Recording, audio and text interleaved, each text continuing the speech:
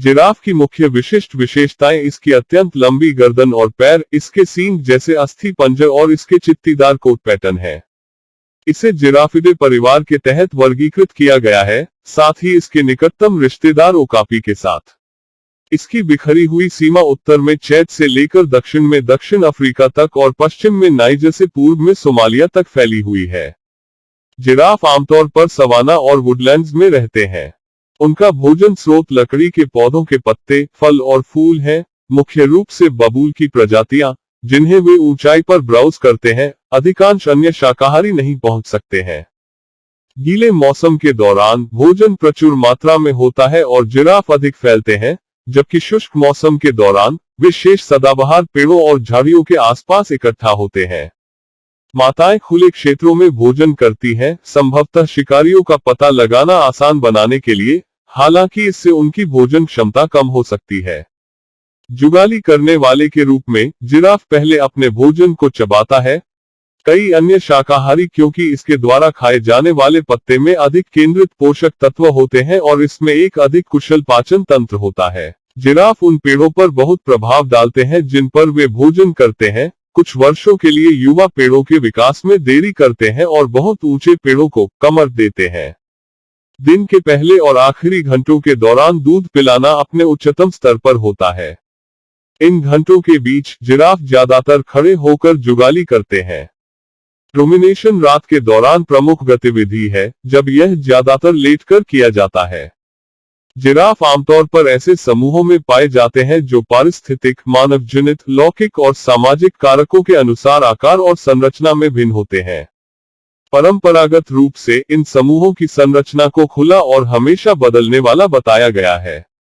अनुसंधान उद्देश्यों के लिए एक समूह को व्यक्तियों के एक संग्रह के रूप में परिभाषित किया गया है जो 1 किलोमीटर से भी कम दूरी पर है और एक ही सामान्य दिशा में आगे बढ़ रहे हैं। जिराफ ने अपनी अजीबोगरीब उपस्थिति के लिए विभिन्न प्राचीन और आधुनिक संस्कृतियों को साजिश की है। जिराफ अभी भी कई राष्ट्रीय उद्यानों और खेल भंडार में पाए जाते हैं, लेकिन 2016 के अनुमान से संकेत मिलता है कि जंगली में जिराफ के लगभग 97,500 सदस्य हैं। 2010 में 1,600 से अधिक को चिड़ियाघरों में रखा गया था। जिराफ आमतौर पर सवाना और खुले जंगलों में रहते हैं। वे ब्रैचिटेगिया वुडलैंड्स जैसे सघन वातावरण में बबूल, कॉमिफोरा, कॉम्ब्रेटम और खुले टर्मिनलिया वुडलैंड्स को पसंद करते हैं।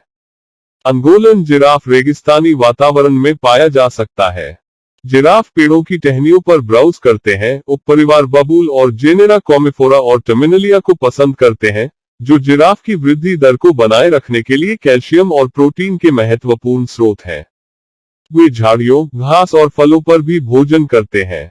एक जिराफ प्रतिदिन लगभग किलो पत्ते खाता है। जब जोर दिया जाता है तो जिराफ शाखाओं की छाल को चबा सकते हैं। जिराफ को पुरानी हड्डियों को चबाने के लिए भी दर्ज किया जाता है। जिराफ एक लंबा अफ्रीकी खुर वाला स्तनपायी है जो जिराफ जीनस से संबंधित है।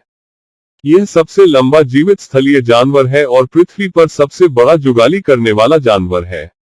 परंपरागत रूप से जिराफ को एक प्रजाति माना जाता था, जिराफ कैमलोपार्डालिस, 9 प्रजातियों के साथ।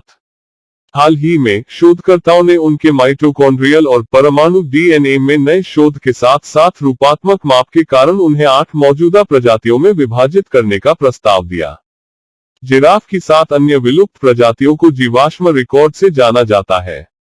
इसे संबोधित करने के लिए वैज्ञानिक संरक्षित भूमि के 2 बड़े क्षेत्रों लोएसाबा कंजर्वेंसी पर जिराफों पर शोध कर रहे हैं, जिसे द नेचर कंजर्वेंसी ने लोएसाबा कम्युनिटी ट्रस्ट के लिए रक्षा और स्थापित करने में मदद की, और नम्यूनिया Community Conservancy TNC partner Northern Rangelands Trust द्वारा समर्थित 27 संरक्षणों में से एक।